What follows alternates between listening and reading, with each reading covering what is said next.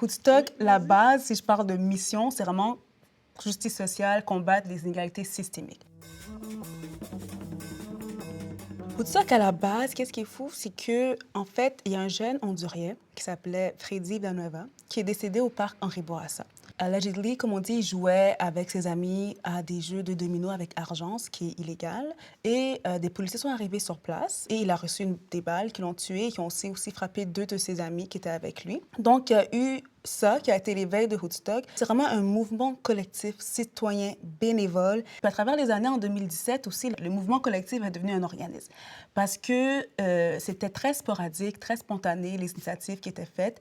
Et ils se sont dit, il faut qu'on devienne un OBNL pour avoir les moyens, si on veut, de nos ambitions. Et le premier projet qui est né, c'est START, Soutien technologique et artistique, qui est un atelier ou des ateliers qui se faisaient dans des écoles de hip-hop.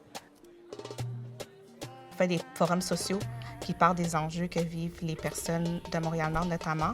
Puis en 2016, il y a eu un forum qui a porté sur le racisme systémique. Il y a un projet de justice réparatrice par et pour les personnes noires qui a été présenté. Justice Holistique, c'est un programme de justice réparatrice et c'est un programme par et pour les personnes noires. On a des retraites de guérison, là où il y a des ateliers afrocentriques qui leur sont présentés. Parce qu'au cœur du programme, il n'y a pas seulement la réparation du tort, mais aussi la reconstruction de soi. On a un atelier de Kasala, on a un atelier de yoga, l'atelier sur l'estime de soi et d'introspection et l'atelier sur l'histoire des Noirs. Le Kasala enseigne que chacun a une place sur cette terre.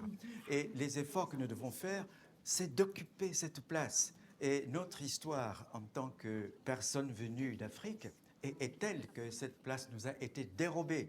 Et heureusement, l'Afrique elle-même propose des solutions qui nous permettent de nous redresser. Et il y a des personnes comme notre ami Michel, qui vient de New York, qui a une pratique du Kasala là-bas, dont il va nous parler. I am a certified betrayal trauma coach.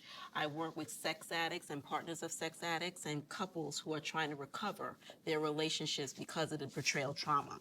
But I also work with individuals with disabilities who are dealing with anxiety, depression, you know, and things like that. They want transition in their lives or they want change.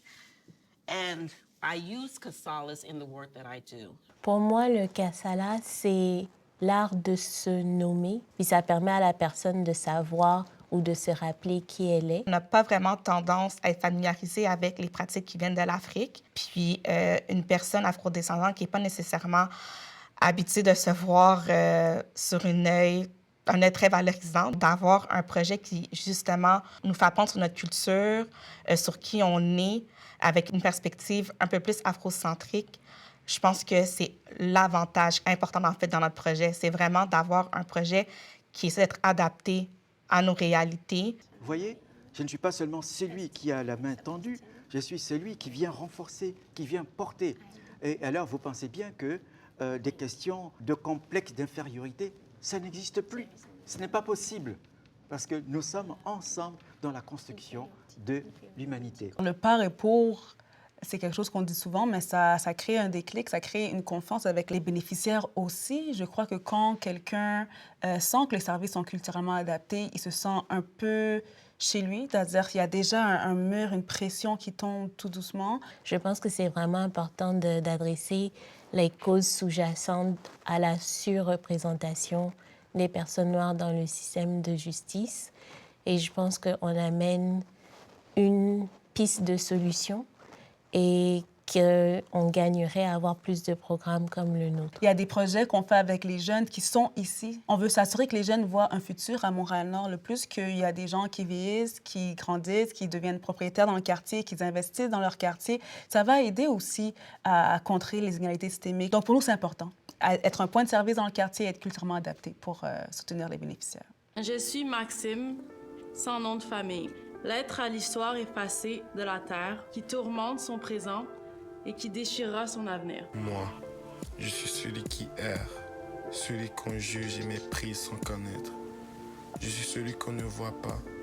Je suis celui qui voit, qui entend. Je suis révolutionnaire. Je suis celui qui parle peu, mais réfléchit beaucoup. Je suis aussi celle qui prend soin, celle qui court au secours de sa sœur, de ses nièces. Celle qui cherche à créer un safe space. Moi, ce que j'ai retenu, c'est quand le jeune a dit « Il ne parle peu, mais il pense beaucoup ». Et je peux voir que c'est le lot de nos jeunes ici.